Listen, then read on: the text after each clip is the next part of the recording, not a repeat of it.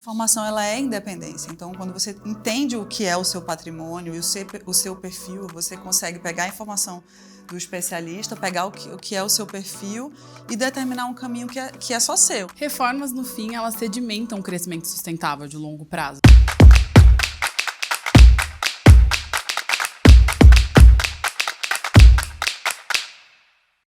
Oi pessoal, eu sou a Carla Fiorito e esse é Um Passo à Frente, uma produção do Estadão Blue Studio em parceria com Itaú Empresas. E no episódio de hoje nós vamos falar sobre capital de risco e inovação, dois motores que impulsionam o próximo ciclo da economia e desafiam empreendedores a crescer com um propósito e estratégia. Participam aqui comigo a Camila Coutinho, empresária, criadora de conteúdo, e também a Lorena Dourado, economista do Itaú, e juntas nós vamos entender as previsões do próximo ciclo macroeconômico e como é que o investimento certo pode acelerar o crescimento de um negócio e, claro, preparar o terreno para o futuro. Então, meninas, sejam muitíssimo bem-vindas, muito bom receber vocês aqui. Quero começar com você, Camila, te perguntando o seguinte, com você, vamos lá. Bom, você, afinal de contas, construiu aí uma marca muito forte, né? Começou no digital e depois expandiu para o mundo dos negócios. Queria entender em que momento, então, você percebeu que era, assim, hora de profissionalizar a gestão e também de buscar capital para crescer como estrutura. Bem-vinda. Obrigada. Eu trabalho com internet há 20 anos e o modelo de negócio da influenciadora, o meu produto ele é serviço e mídia, né? Então é um risco muito baixo, é uma margem muito boa. Eu comecei muito nova, então para mim foi uma escola em muitos sentidos, mas que era um modelo de negócio mais fácil. Então eu virei uma profissional muito rápido assim, né, nesse manejo. Mas quando eu lancei a GE Beauty há 5 anos, é outro bicho, é outro modelo, são outros riscos, são outros números, precisa de investimento, precisa de capital. Então, ali, um pouco na marra, porque eu tenho esse perfil de fazer e depois aprender fazendo, porque eu acho que às vezes a gente espera muito e entender como funciona e acaba não fazendo. Eu sou a favor de ir e se aproximando de pessoas que ajudem nesse processo. Então, acho que foi quando a GE Beauty surgiu que eu precisei profissionalizar a gestão, trazer mais gente para perto, porque realmente faz muita diferença na criação da estratégia da empresa, ainda mais uma empresa 100% independente, porque a gente não tem investidor. Então, a GE Beauty começou e se mantém assim até hoje, bootstrap. Então, imagina qual é o peso que é ter um banco que é parceiro. Então, claro, assim, desde sempre, né? Precisa estruturar, né, para poder crescer com certo. Imagina que no meu chapéu de influenciadora, a gente começa muito cedo. Então, eu comecei com 18. E, claro, que eu tenho um amparo familiar muito forte, mas a instituição Itaú sempre teve comigo, né? Porque a gente está aqui. Mas você tem especialista, né? Exatamente. Porque vai te ajudando a conduzir. Falando em especialistas, né? Lorena, quais são, então, as perspectivas que você pode trazer aqui para a gente para o próximo ciclo econômico brasileiro? Que fatores macroeconômicos, pensando PIB, inflação, juros, mercado de trabalho, que devem influenciar esse ritmo de crescimento? Pergunta difícil. Mas você é a melhor pessoa para explicar para a gente. Bom, vamos lá. Acho que vale a pena dar um passo atrás e entender um pouquinho o que foi 2025, né? Foi um ano de muita incerteza, muitas mudanças ali. Pensando no panorama internacional, a gente teve vai e vem das tarifas. Então, colocou muito economista, muito empresário para calcular, para ver quais seriam os impactos, né, na inflação, no PIB, no comércio, nas vendas de cada setor, como isso poderia influenciar. E aí, o que dá para tirar disso é que o saldo disso, no fim, foi o enfraquecimento do dólar globalmente. Né, esse vai e vem, essa postura errática, assim dizer, na parte das tarifas. E a gente vê que isso está sendo carregado para esse ano também. Então, lembrando aqui que o dólar ele saiu da vizinhança dos R$6, chegou até 6,30 e está perto dos 5,40, 5,50. Então, foi uma pernada boa aí, né, de valorização da nossa moeda.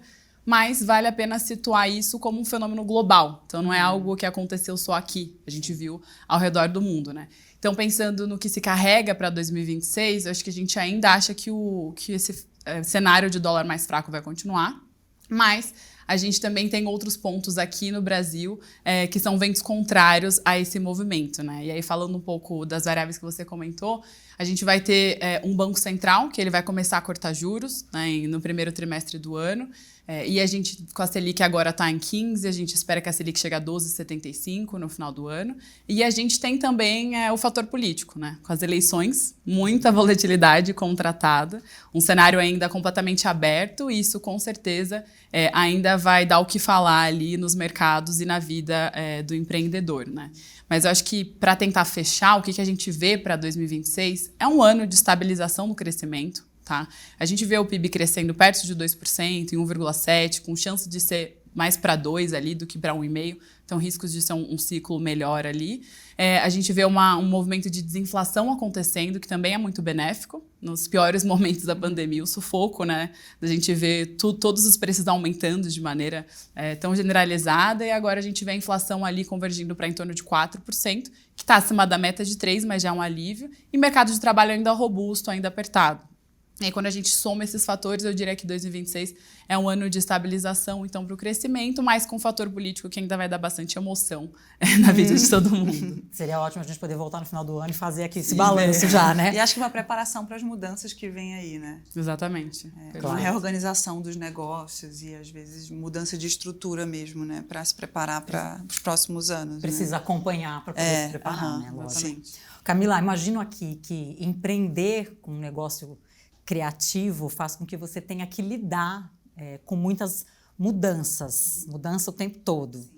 Não sei qual a periodicidade disso, mas imagino que seja mudança com muita frequência, intenso. Então, como é que você faz aí para equilibrar inovação e também sustentabilidade, como não pode deixar de ser, né? Sustentabilidade financeira, garantindo que cada passo que você dê, cada novo passo, seja feito sobre uma base sólida? Eu acho que é muito importante para tudo a gente saber de onde a gente veio. De onde você partiu, até em termos de posicionamento, do que você acredita, dos seus valores, né? Porque como a gente se coloca, é como a gente acredita, são os nossos valores. Então, acho que uma pessoa que se atualiza, um negócio que se atualiza, uma marca bem, ela sabe de onde ela veio e ela vai surfando as mudanças de mundo, mas sempre trazendo um pouco para os valores iniciais. Eu acho que quando você se perde do marco zero, de onde você veio, aí é perigoso porque você perde o rumo do negócio. Então, a gente está sempre olhando o que tem de novo, separando ali um percentual do tempo para testar novos formatos, para testar novos posicionamentos assim, criativos, porque o algoritmo e as regras da internet, elas mudam todos os dias, né? Sim. Então, a gente sempre tem que estar com essa elasticidade do ego também, do teste. De se colocar no risco, criativamente falando. Mas sempre lembrando de onde a gente veio e o que é inegociável. Eu acho que essa é a base da inovação, porque a gente sempre volta para os nossos princípios, né? Eu já faço isso há 20 anos e é isso, você tem que desapegar e ser água. Né? Se reinventar, você tem que ser água. E na vida também, você não pode ficar resistindo aos movimentos. Tipo assim, o mundo está acontecendo, vai acontecer isso? É o que a gente queria, talvez não o cenário ideal, para cada pessoa individualmente. Mas você tem que fluir dentro do cenário que se apresenta para chegar no objetivo. Então, acho que isso diz muito, assim, sabe? De como se colocar. E se preparar nesses cenários, né? Porque você vê ali, você acabou de dizer, vai ter uma pedra aqui, uma pedra aqui, uma pedra aqui. Você pode mudar, a gente tem o poder de mudar isso a gente? Talvez não. Então, vamos fazer assim, ó. Exato. E aí a gente chega onde a gente quer, né? Então, eu vivo meio assim. Isso é muito legal. E pensando em negócio, é super interessante pensar e não perder o seu norte, essa bússola que vai te guiar, apesar de todos os desvios que o caminho vai te apresentar. Porque isso gera confiança. Confiança. Agora, vou falar da minha linguagem, a minha linguagem mais, né? Você é linguagem profissional, mas o que aconteceu com o dólar? Ele perdeu a confiança porque ele não fez o que ele estava fazendo historicamente. Aí a pessoa olha e fala, não sei para onde vai. Aí retrai, né? Vou apostar em outra coisa aqui. Perfeito. Bom, Lorena, pensando aqui no crescimento, né, das empresas, tanto no médio quanto no longo prazo, qual é a importância aí da gente avançar com uma agenda em todas as reformas? Perfeito. Reformas, no fim, elas sedimentam o crescimento sustentável de longo prazo, né? Elas geram uma previsibilidade para o empreendedor, para ele acreditar que ele não precisa se preocupar tanto com o macro e poder se preocupar mais com o micro, né? No dia a dia do negócio. quando tem muita turbulência, muita coisa acontecendo, fica difícil dele focar no próprio negócio e tem que acompanhar, né, as oscilações, né? E quando a gente pensa em reformas, é tudo que possibilita esse crescimento sustentado ali e dá mais espaço para o empreendedor olhar para o que ele tem que olhar, né, para o negócio dele. E eu acho que a gente teve avanços muito positivos nessas frentes no Brasil recentemente. A gente está se colocando muito bem, a gente teve a reforma tributária, a reforma trabalhista, a criação do PIX. Como isso ajudou, né, empresas e consumidores, assim, acho que a gente tem muito o que se orgulhar desses avanços, mas também tem uma lição de casa para fazer, né? Eu diria que o nosso flanco exposto aqui, talvez a pedra no meio do caminho, é a situação fiscal. Então, a gente precisa ter um ajuste nesse sentido, do governo gastando menos do que arrecada, né, para criar justamente esse caminho mais sustentável. Até falando de numerologia, a gente precisa ali conseguir estabilizar mais a dívida PIB e um superávit de em torno de 4 pontos do PIB por ano, e agora a gente está mais na direção de déficit. Então, a gente precisa mudar um pouco a direção do barco nesse momento para conseguir abrir o caminho. Porque abrindo o caminho, você destrava investimentos, você cria um horizonte de maior previsibilidade, diminui o custo do Brasil, aumenta a segurança, justamente a confiança. Sim, a confiança. Como a Camila falou. E aí, nisso, você deixa os empresários tocarem. A reforma foi positiva, ela organiza muita coisa. Exato. Né? A questão é o que fazer dela, né? Mas foi positiva, mas a gente é otimista. Então, exato. Né? Então, copo ótimo. Meio cheio. Sim. Muito bom. Bom, em tempos de tanta concorrência e de velocidade, né?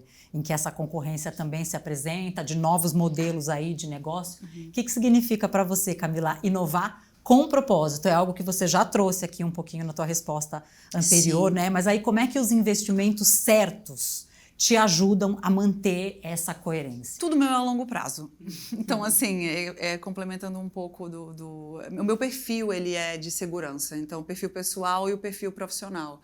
Então, assim, eu não me associo a marcas, eu não aceito trabalhos ou produtos que colocariam em risco o que eu construí até agora.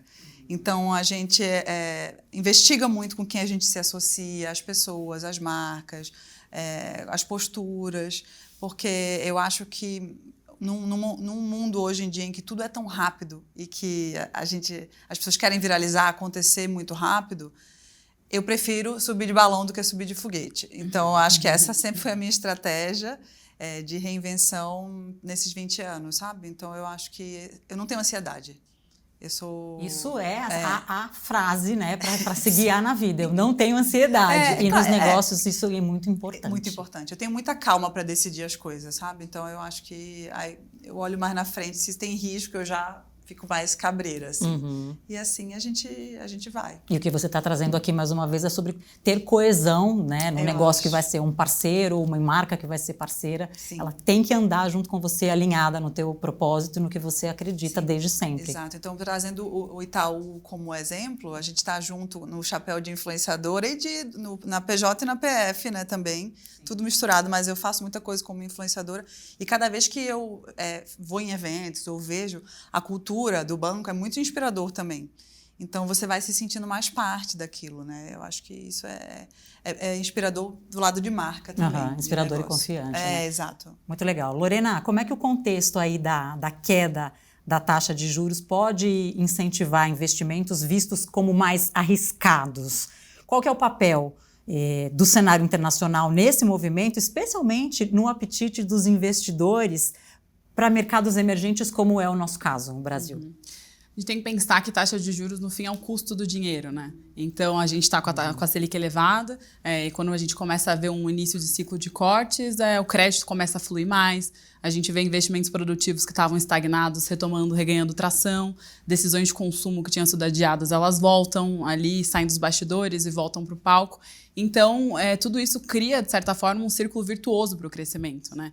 E isso não vai acontecer só aqui no Brasil. A gente tem uma perspectiva de que o Banco Central Americano vai cortar juros, então os juros vão cair na maior economia do mundo também. E tudo isso incentiva, de fato, mais investimentos mais arriscados e você sair ali e também procurar outros mercados como o Brasil. E eu acho que o Brasil ele pode ser palco, sim, atração de investimentos de fora. A gente tem uma agenda ambiental e ESG muito sólida, muito bem estruturada, né? A gente tem também boas relações com o mundo, a gente se coloca distante de conflitos, a gente é aberto para o diálogo também, né? A gente acho que é algo relevante como país também. E, além disso, o Brasil está muito bem situado também na parte de adoção tecnológica. Então, tem várias pesquisas que saíram recentemente que mostram que inteligência artificial está sendo utilizada tanto por empreendedores quanto por pessoas na sua rotina, no seu dia a dia. E isso aumenta muito a produtividade, acelera processos, né?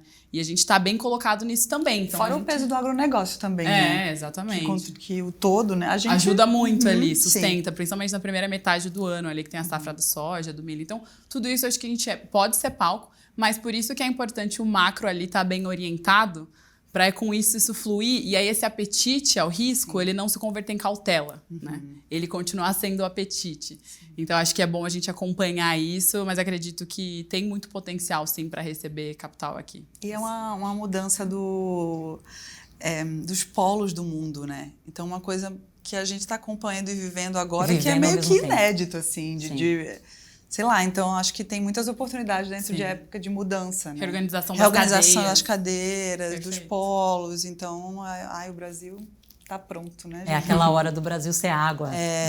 Sobre isso, né? Passar pelas pedras. Exatamente. Ó, conversa boa passa rápido, né? Já? Incrível. A gente tem tanta coisa para falar e o tempo voa. E para fechar, então, eu queria saber aqui de vocês o que significa, né, para vocês dar esse passo à frente, né, o passo de transformar inovação, propósito e, claro, capital em crescimento sustentável para o futuro. Começa lá, Camila. Quer que eu comece? Acho que você pode começar. Vamos puxando a fila aqui.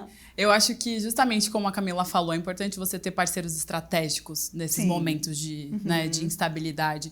Então, até o Itaú, nesse papel, não só de ter os especialistas para assessorá-los ali, explicar um pouquinho o que vai acontecer do cenário macro, pensar ali os principais produtos de investimento, crédito. Então, acho que eu diria que um bom conselho aqui para dar, talvez vestindo um pouco a camisa do Itaú, é ter um bom assessor e ter boas companhias ali no meio desse cenário de incertezas. Eu acho também que, além disso, é de responsabilidade de cada pessoa também saber o seu perfil, até onde você segura a onda, de onde você vai se direcionar ali do seu patrimônio.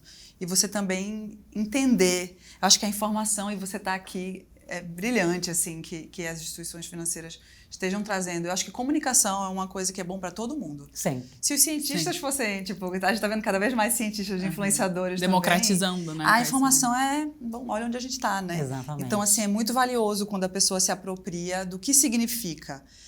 Principalmente as mulheres, né? Totalmente. Então, a informação, ela é independência. Então, quando você entende o que é o seu patrimônio e o seu perfil, você consegue pegar a informação do especialista, pegar o que é o seu perfil e determinar um caminho que é só seu ali também, né? Então, eu acho que essa troca ela é muito, muito positiva. E estar perto de caminhos que você acredita mesmo. Maravilhoso, gente. Foi ouro esse papo aqui com vocês. Eu adorei. Muito obrigada, Camila. Muito obrigada, Lorena. Bom demais conversar com mulheres inteligentes aqui, aprender mais com vocês. Gente, esse foi mais um episódio da série Um Passo à Frente, uma produção do Estadão Blue Studio em parceria com o Itaú Empresas.